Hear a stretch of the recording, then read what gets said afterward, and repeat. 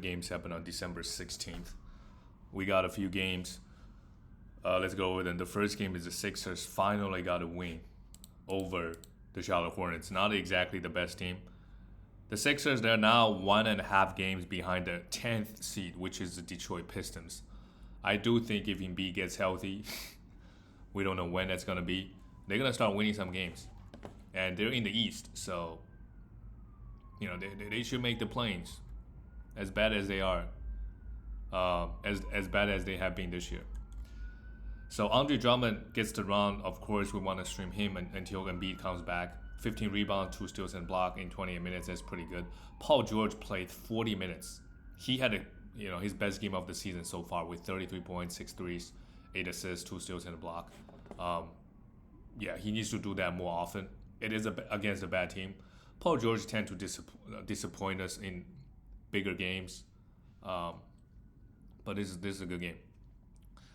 And in fantasy, the reason he's so good in fantasy because he hit a lot of threes, he gets a lot of steals, right? He also get a bunch of assists as well, and really good free throw shooter.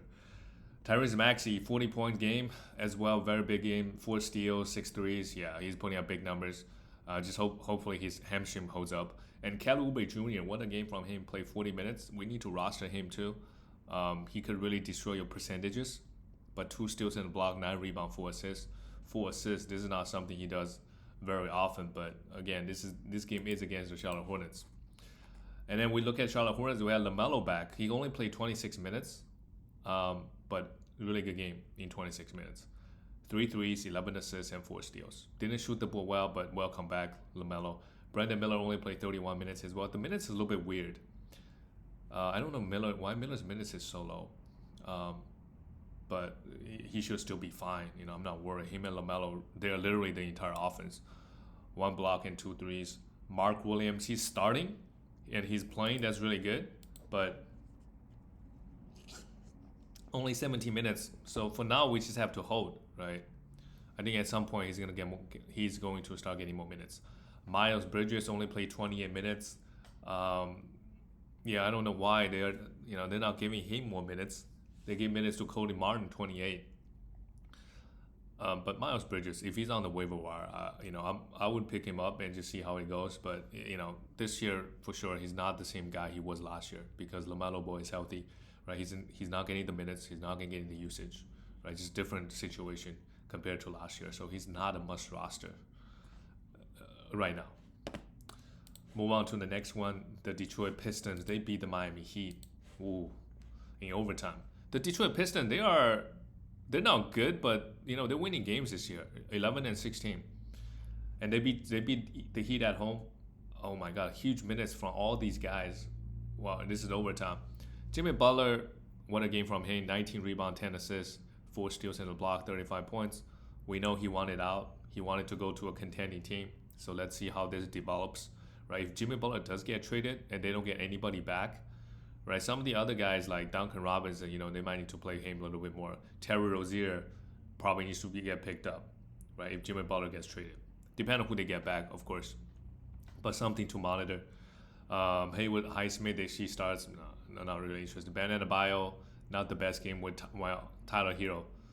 Yeah, this is the Tyler Hero we know. Like he's gonna give you points and threes, 23 points and four threes, but just nothing else. Right, 1 steal is fine. And he played 40 minutes. And Duncan Robinson is just a 3-point streamer. He hit 3 threes. For Detroit, Kay Cunningham, 20 points, 18 assists. Are you kidding me? What a game from him, 11 rebounds. Amazing game, Malik Beasley continues to... Yeah, he got extra minutes here also because Jaden Ivey's being out. He hit 7 threes here, yeah. I mean, you hold him for threes. Same thing with Hardaway Jr. He also hit 5 threes. Both guys, I prefer Malik Beasley over Tim Hardaway Jr. But for now, roster Malik Beasley and, see what happens when Jaden Ivey comes back. Because he might lose a few minutes here and there. Jalen Duren, 16 rebounds, a steal and a block. 16 rebounds is really good. He plays it 31 minutes with overtime. And Ausar Thompson pops off. Yeah, he's a guy that we just don't know if he's going to get consistent minutes. But just like his brother. If he gets minutes, he put up crazy numbers. going to the next game, the Chicago Bulls beat the Toronto Raptors by 1 point, 122-121, and Vucevic continues to just dominate. 24 points, only 5 rebounds, 2 threes, 10 for 17 from the field, and 2 blocks. He's been absolutely amazing this year.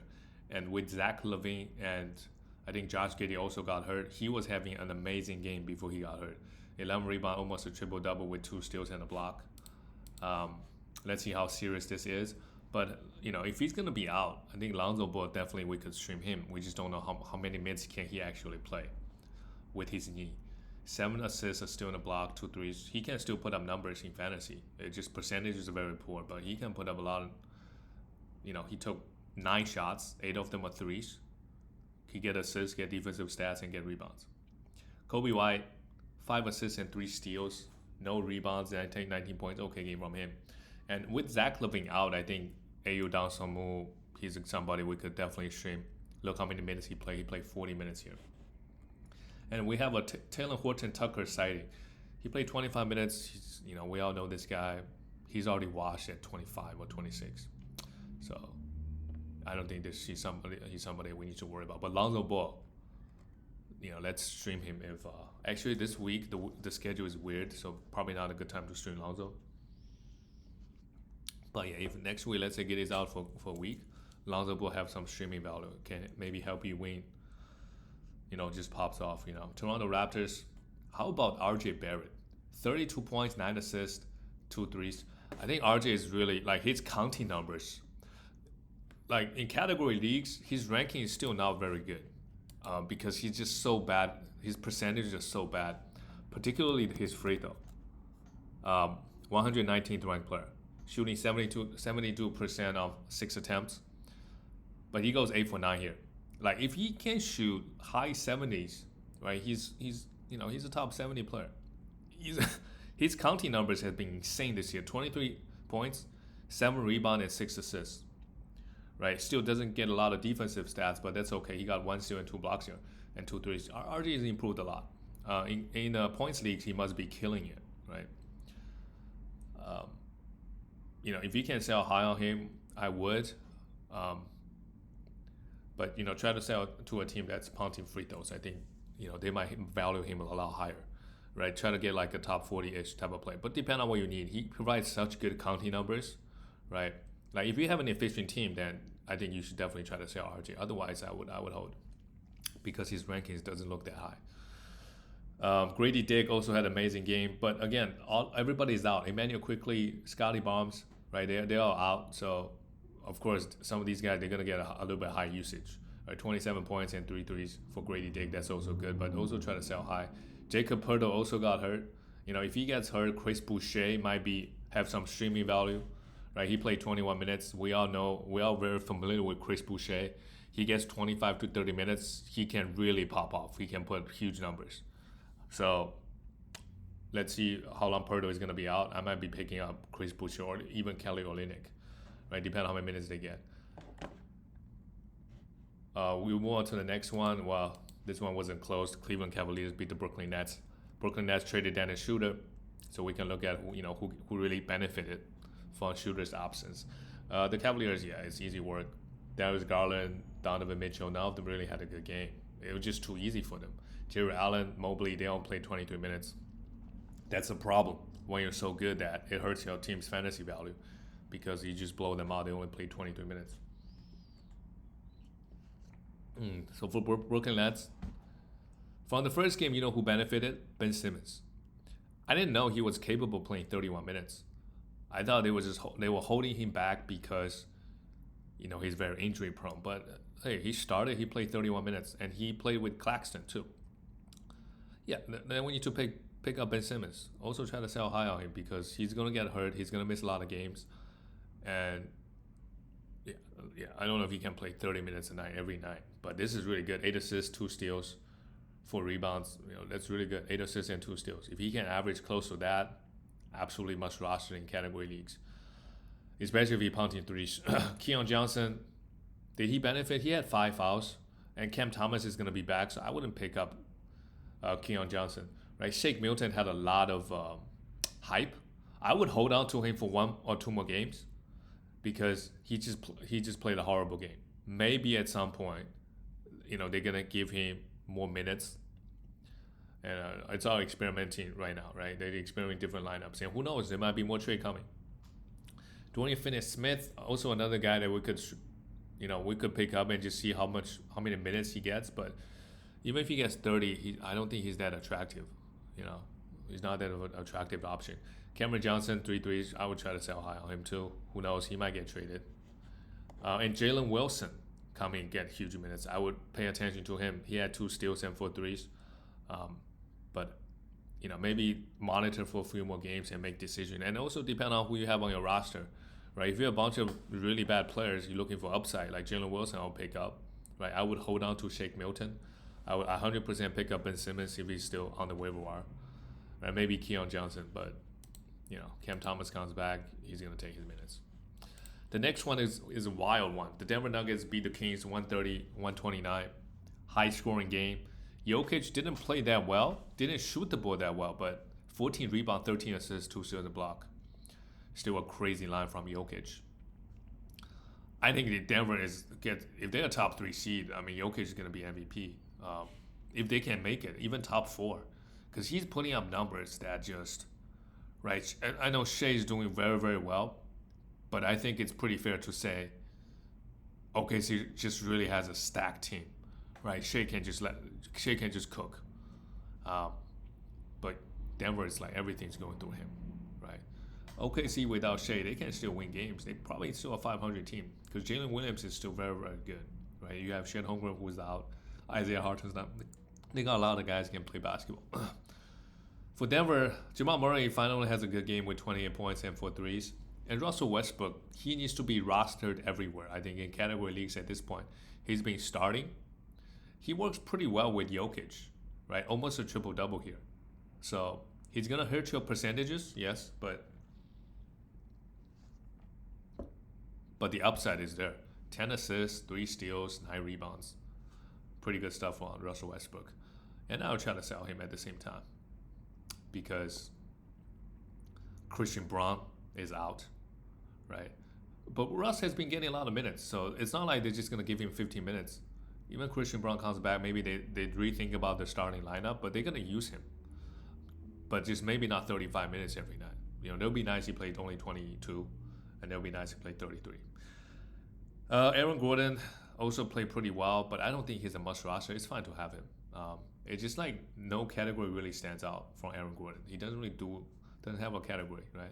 Michael Porter Jr., like you have him for threes, right? You have him for efficiency, 10 rebound, 11, okay game from Michael Porter Jr. He's been quiet, I would say, for the most part. We look at the Kings. Malik Beasley, absolutely must roster. If you missed the train on him, you kind of got unlucky, but oh my God, he's so good.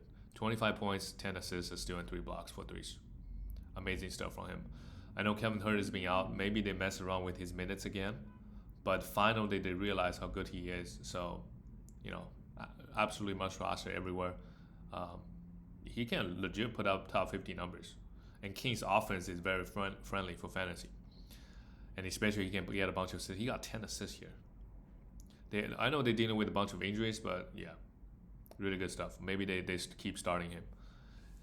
De'Aaron Fox, 29 points, 7 assists, 2 threes. Sabonis played 41 minutes.